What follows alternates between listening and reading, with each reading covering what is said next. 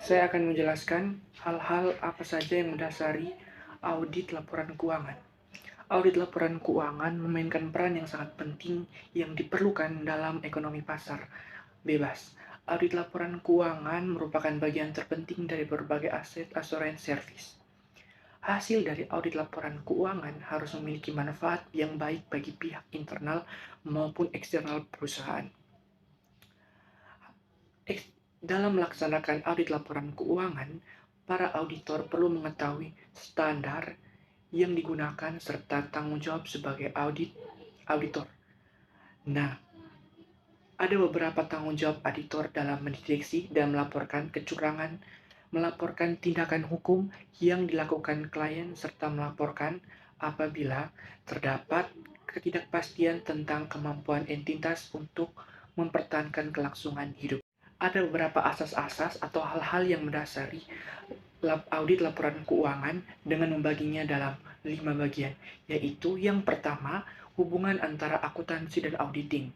Nah, metode akuntansi mencakup kegiatan mengidentifikasi bukti dan transaksi yang dapat mempengaruhi entitas. Setelah diidentifikasi, maka bukti dan transaksi akan dicatat dan diukur, dikelompokkan sesuai dengan akunnya yang dibuat ikhtisar dalam catatan-catatan akuntansi. Nah, hasil proses ini adalah penyusutan dan distribusi laporan keuangan yang sesuai dengan prinsip-prinsip akuntansi yang berlaku umum. Tujuan akhir akuntansi adalah mengkomunikasikan dan dengan data yang relevan sehingga dapat berguna bagi pengambilan keputusan. Yang kedua, pembuktian dan pertimbangan profesional dalam audit laporan keuangan. Audit dilakukan berdasarkan asumsi bahwa data laporan keuangan dapat diteliti untuk pembuktian. Data dikatakan dapat diteliti untuk pembuktian apabila lebih atau 2 orang yang memiliki kualifikasi yang dapat memberikan kesimpulan yang serupa dari data yang diperiksa. Nah, kemampuan yang dapat diteliti pembuktian terutama berkaitan dengan terjadinya entitas bukti pada validasi informasi yang dipertimbangkan. Yang ketiga, kebutuhan audit laporan keuangan. Nah, dalam kebutuhan akan audit laporan keuangan ini dibagi beberapa. Yang pertama, pertentangan kepentingan, yang kedua, konsekuensi, dan yang ketiga, kompleksitas, yang keempat, keterpencilan. Yang keempat, manfaat ekonomi suatu audit yang terbagi atas 4 juga. Yang pertama, akses kepada pasar modal. Yang kedua, biaya modal yang lebih rendah. Yang ketiga, penanganan efisiensi dan kecurangan. Dan yang keempat, peningkatan pengendalian dan operasional. Yang kelima, keterbatasan audit laporan keuangan. Nah, suatu audit laporan keuangan yang dilakukan memiliki jumlah keterbatasan. Salah satunya adalah bahwa editor bekerja dalam suatu batasan ekonomi yang wajar. Nah, dalam ini dibagi atas beberapa juga, yang dimana terdapat biaya yang memadai, jumlah waktu yang memadai. Kita masuk ke materi yang berikut, yaitu pihak-pihak yang berinteraksi dengan auditor. Terdapat 4 pihak yang menjalin hubungan profesional dengan auditor. Yang pertama, manajemen. Dalam konteks audit yang dimaksud manajemen meliputi pejabat pimpinan, kontroler, dan para personil rinci perusahaan. Selama audit berlangsung, auditor sangat sering berhubungan atau berinteraksi dengan manajemen. Yang kedua, Dewan Komisaris dan Komite Audit. Dewan Komisaris dan Komite Audit bertindak sebagai penengah antara auditor dan manajemen. Fungsi Dewan Komisaris dan Komite Audit ini yang berhubungan langsung dengan akuntan publik, yaitu menunjuk kantor akuntan publik yang akan diberi penugasan audit, mendiskusikan lingkup audit dengan auditor, mengundang auditor untuk mendiskusikan masalah-masalah yang timbul selama audit berlangsung, mereview laporan keuangan dan laporan auditor dengan auditor menjelang selesainya penugasan audit. Yang keempat, auditor internal. Akuntan publik biasanya menjalin kerjasama dengan auditor internal pada perusahaan klien, karena akuntan publik mempunyai kepentingan langsung dengan pekerjaan auditor internal yang merupakan bagian dari pelaksanaan sistem pengendalian internal klien. Yang keempat yaitu pemegang saham. Para pemegang saham mengandalkan pada laporan keuangan yang telah diaudit untuk mendapatkan keyakinan bahwa manajemen telah melaksanakan tanggung jawabnya dengan baik. Yang berikut C. Standar audit. Yang pertama, sebagai dasar dalam pelaksanaan audit dan penyusunan laporan audit. Yang berikut memberi jaminan keyakinan akan kualitas jasa audit yang dilakukan oleh auditor. Yang berikut standar umum berhubungan dengan persyaratan umum seorang auditor memenuhi persyaratan sebagai auditor. Yang pertama, pendidikan formal secara S1. Yang kedua, memiliki keahlian dalam pelatihan teknik bidang auditing. Yang ketiga, pendidikan profesional yang berkelanjutan, mempunyai kebebasan sikap mental. Yang keempat, independen dalam fakta. Yang kelima, independen dalam penampilan.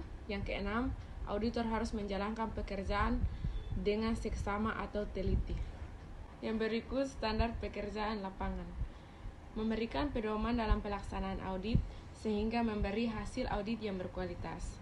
Yang pertama, perencanaan audit atau penyusunan strategi menyeluruh dari tindakan-tindakan yang akan dilakukan dalam audit.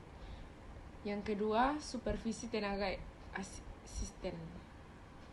Pengarahan langsung, penggunaan kertas kerja, review atau penilaian setiap tahap audit. Pemahaman struktur pengendalian intern. Bukti yang kompeten dalam cukup. Yang berikut standar pelaporan. Yang pertama, mengatur tentang persyaratan yang harus dipenuhi auditor dalam menerbitkan laporan audit. Yang kedua, kesesuaian dengan PABU tolok ukur kesesuaian.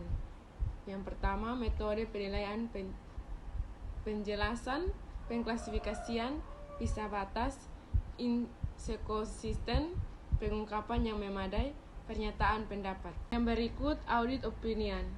Yang pertama, wajar tanpa syarat. Yang kedua, LK sesuai dengan PABU. Yang ketiga, audit sesuai SABU. Yang keempat, tidak ada ketidakpastian yang luar biasa. Yang berikut, wajar dengan pengecualian. Yang berikut, pembatasan lingkup audit. Yang berikut, ketidaksesuaian dengan PABU pada pos tertentu. Yang berikut, terjadi perbedaan pendapat antara audit dengan klien. Yang berikut, ada ketidakpastian yang tidak dapat diperhitungkan. Tidak setuju. Yang berikut, LK tidak menyajikan secara wajar kondisi keuangan. Yang berikut, LK tidak sesuai dengan PABU secara material. Yang berikut, penolakan memberi pendapat. Auditor ragu atas kewajaran LK karena SPI jelek. Yang berikut, auditor tidak independen. Yang berikut, luas audit dibatasi. Yang berikut, ada ketidakpastian yang luar biasa. Yang berikut, pendapat sepotong-potong. Oke, baik, selanjutnya kita akan masuk dalam laporan auditor. Laporan auditor dibagi menjadi dua, yaitu laporan audit yang berisi pendapat wajar tanpa syarat. Fungsinya yaitu yang pertama, mengadakan komunikasi antara auditor dengan pemakai laporan keuangan mengenai pekerjaan yang telah dilakukan, sifat dan batasan dalam penugasannya. Dan yang kedua, menjelaskan perbedaan tanggung jawab antara auditor dengan pihak manajemen. Yang berikut kita akan masuk dalam unsur pokok laporan audit bentuk standar, yaitu yang pertama, judul. Yang kedua, pihak yang dituju. Yang ketiga, paragraf pendahuluan. Yang keempat, paragraf luas pemeriksaan. Yang kelima, paragraf pernyataan pendapat.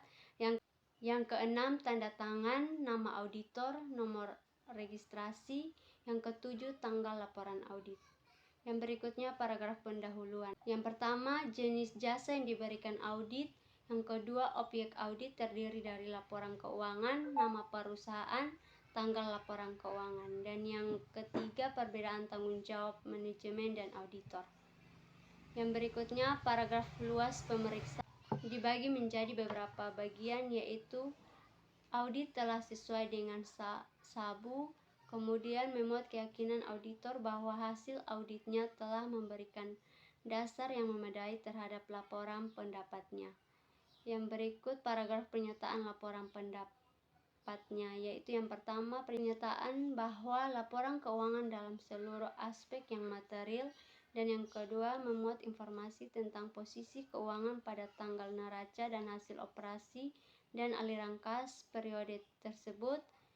Yang kedua yaitu laporan audit tidak baku. Dibagi menjadi beberapa bagian, yaitu laporan audit yang tidak berisi pendapat wajar tanpa syarat. Penyebab dikeluarkannya yaitu yang pertama, auditor ingin menekankan sesuatu hal dalam laporan. Yang kedua, luas dan lingkup audit dibatasi. Dan yang ketiga, laporan keuangan tidak disusun sesuai dengan PABU. Dan yang keempat, penerapan prinsip akuntansi tidak konsisten. Dan yang kelima, adanya ketidakpastian yang luar biasa. Dan yang keenam, auditor tidak independen.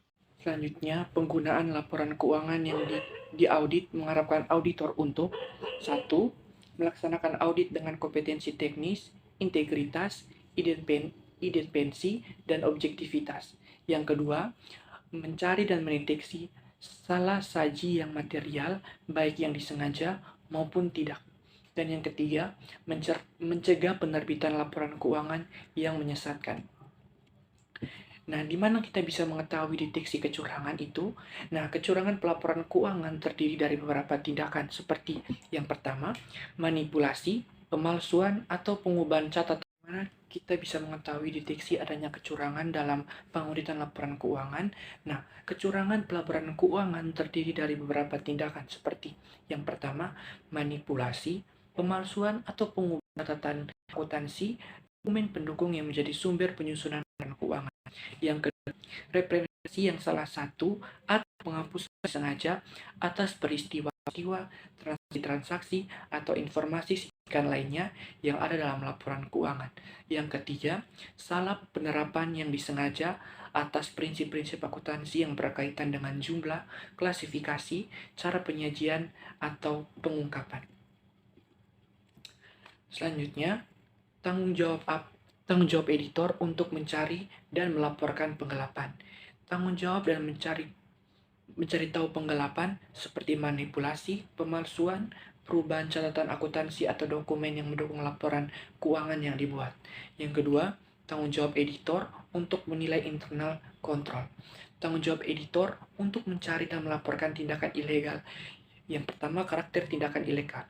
1. Tergantung pada hukum yang berlaku.